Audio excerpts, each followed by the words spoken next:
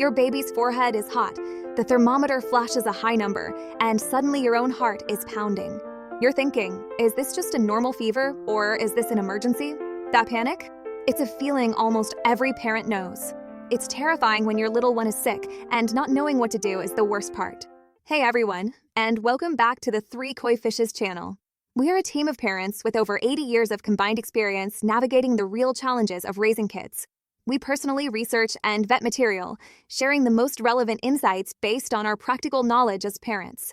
Today's topic is especially for parents who want simple advice and cut through all the noise and that fever phobia out there and give you a real, actionable plan. Most fevers really aren't dangerous. In fact, they're usually a good sign that your baby's immune system is kicking into gear and doing its job. But there are 5 clear red flags that mean you stop what you're doing and head to the ER. No second guessing. Knowing these signs will empower you to make the right call at the right time. So let's walk through them so you can have a little more peace of mind. Okay, before we jump into the 5 big red flags, we have to cover the single most important rule for baby fevers. This one applies to our tiniest babies, and it is absolutely non-negotiable. It is the golden rule known as the newborn exception. If your baby is under 3 months old, any rectal temperature of 100.4 degrees Fahrenheit, that's 38 degrees Celsius, or higher is a medical emergency. I'm going to say that again because it is that important. A baby under 3 months old with a rectal temp of 100.4 degrees Fahrenheit or more needs to be seen by a doctor immediately. And that almost always means a trip to the ER. So why are we so strict about this? It's because a newborn's immune system is brand new and still figuring things out. An infection can get very serious, very fast, and a lot of the time, a fever is the only sign that something dangerous is happening. Unlike an older kid who might be coughing or pointing to their throat, a newborn can't tell us what's wrong. That fever is their body's main alarm bell. In this age group, we're worried about serious bacterial infections, things like a bloodstream infection, a urinary tract infection, or even meningitis. And in the ER, they have to rule those things out to be safe. So, if you have a baby under 3 months, what do you do? First, for this age group, you have to use a rectal thermometer.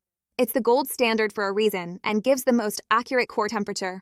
Those forehead and ear thermometers are fine for a quick check, but if your newborn feels warm, you must confirm it with a rectal temp. Second, and this is so important, don't give your baby any fever medicine like acetaminophen before they see a doctor. Giving them medicine can hide the fever, which is the key piece of information the doctors need to figure out what's going on. They need to see the full picture to help. The takeaway here is simple. A fever in a newborn isn't something you watch and wait on at home. Just remember the golden rule. Under 3 months, a rectal temp of 100.4 degrees Fahrenheit or higher means you go straight to the ER. Now, for older babies and toddlers, try the look test. Once your baby gets past that 3-month mark, the rules of the game change. For babies and toddlers, say, from 3 months to 3 years old, the number on that thermometer starts to matter a lot less than how your child is actually looking and acting. This is where a ton of that fever phobia comes from, right? We see 103 degrees Fahrenheit or 104 degrees Fahrenheit and we instantly panic. But I want you to take a breath and just become an observer. I call this the look test. Instead of staring at the thermometer, look at your child. Ask yourself some simple questions. Is your child playing, even for a little bit? They might be tired and grumpy, but are there moments when they'll still play with their toys or smile at you? Are they still drinking? This is one of the biggest things we watch for. A child with a fever who is still taking the breast, bottle, or sips of water is way less concerning than a child who is refusing to drink anything. Are they alert? When the fever medicine kicks in and brings the temperature down, does your child perk up? Do they make eye contact and see more like themselves? If you can answer yes to these questions, then a high fever, even 102 degrees Fahrenheit or 103 degrees Fahrenheit, is usually something you can manage at home with some TLC and by keeping a close eye on them. Remember, the fever is the immune system doing its work against a virus that probably just needs to run its course. The goal isn't to make the fever disappear completely. It's just to make your child comfortable enough to rest and, most importantly, stay hydrated. However, there are certain signs that trump everything else, no matter what the thermometer says.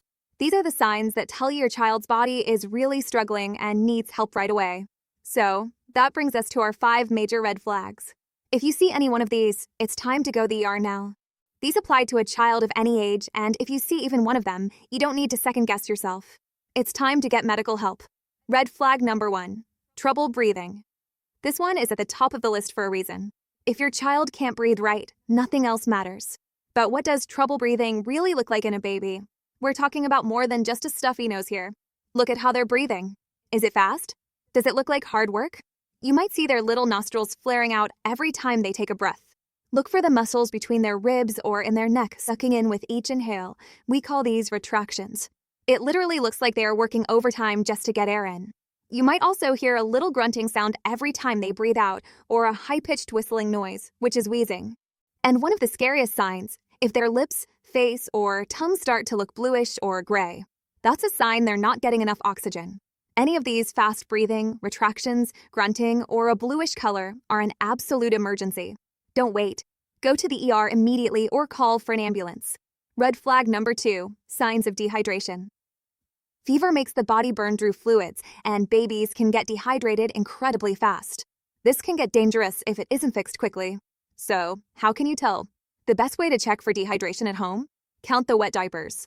If your infant has gone 6 to 8 hours with no wet diaper or very few of them, that's a huge warning sign.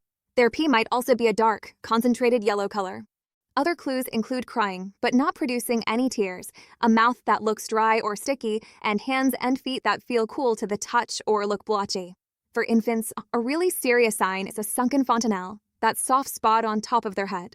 If that spot, which is normally flat, looks noticeably sunken in, your baby needs to be seen right away. The risk of dehydration skyrockets if your child is also vomiting or has diarrhea. If they can't keep any fluids down at all, it's time for the ER to help them get rehydrated. Red flag number 3, severe lethargy or difficulty waking. It's completely normal for sick kids to be tired and sleep a lot. But we need to talk about the difference between being tired and being lethargic. Lethargy is a whole other level. It's an extreme exhaustion where your child is just unresponsive. A lethargic child is really hard to wake up. And when you do wake them, they aren't alert. They might just stare blankly, not make eye contact, or be too weak to even cry. They have zero interest in playing, even after you give them medicine and their fever comes down. A lethargic baby might feel limp and floppy in your arms, like a rag doll. This is not the same as a tired toddler who just wants to cuddle on the couch and watch TV. This is a child you can't get to wake up and act like themselves. If your child is unusually sleepy, you can't rouse them, or they seem totally out of it, that's a serious red flag for a severe illness. You need to get to the ER immediately. Red flag number 4, a non-blanching rash. Kids get rashes all the time with viruses, and most are no big deal. But there's one type of rash, especially when it shows up with a fever, that is always a medical emergency. It's called a non-blanching rash. This rash is made up of tiny little red or purple dots, which we call petechiae, or bigger purple splotches, which we call purpura. The key thing is that these spots don't fade or disappear when you press on them. You can check this at home with a glass test. Just press a clear drinking glass firmly against the rash. If you can still see the spots clearly through the glass, it's non-blanching. This kind of rash is caused by bleeding under the skin, and it can be a sign of a life-threatening bacterial infection like meningococcal sepsis. If you see a rash of tiny purple-red dots or bruises that don't fade under pressure, especially on a child who is sick with a fever, you have to treat it as an emergency. Go to the ER without delay. Red flag number 5, seizures or neurological signs. This is easily one of the most terrifying things a parent can ever see. A seizure that happens with a fever is called a febrile seizure. Your child's body might start shaking uncontrollably or become stiff, and they'll be unresponsive. The good news is that most of these first-time febrile seizures are short and don't cause any lasting harm. However, any first-time seizure needs an emergency evaluation to make sure it's not a sign of something more serious, like meningitis. Other scary neurological signs include a stiff neck, where your child cries or fights you when you try to bend their head forward. A persistent, high-pitched, inconsolable cry that sounds totally different from their normal cry is another one. And a bulging fontanelle, that soft spot on a baby's head, can be a sign of pressure on the brain and is also an emergency. If your child has a seizure, a stiff neck, a bulging soft spot, or seems confused and delirious, those are all signs that demand an immediate trip to the ER. Okay, I know that was a lot of information, but the main point is this. Most fevers are just a sign your baby's body is doing its job. But you absolutely need to head to the ER if you see any of those 5 big red flags. Being a parent is the hardest job in the world, and it's okay to worry. But knowledge gives you power. By knowing exactly what to look for, you can stop panicking and start taking confident, decisive action when it really counts. And I want to leave you with this. You know your child better than anyone on this planet. Always trust your gut. If you feel like something is seriously wrong, even if you can't quite put your finger on it, it is always okay to get them checked out. That's not overreacting, that's being a great parent. If this helped clear things up for you, please consider hitting that thumbs up button and share this video with another parent who could use it. Drop any questions you have in the comments and let me know what other topics you want me to cover. Please remember to subscribe for more clear, no-nonsense health advice. Stay safe out there and trust your gut.